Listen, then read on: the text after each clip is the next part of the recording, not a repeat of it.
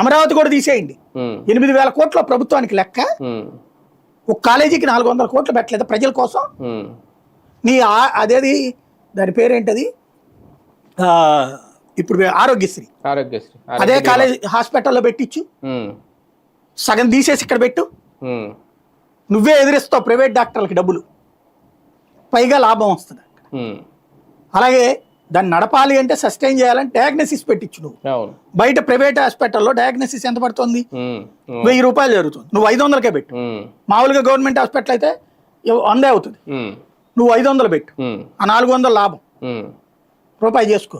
Private హాస్పిటల్లో ఎక్కడి నుంచి ఏమన్నా ఆకాశం నుంచి డబ్బులు తీసుకొచ్చి పోతున్నాడే, పబ్లిక్ కి విపరీతంగా దోస్తున్నాడు.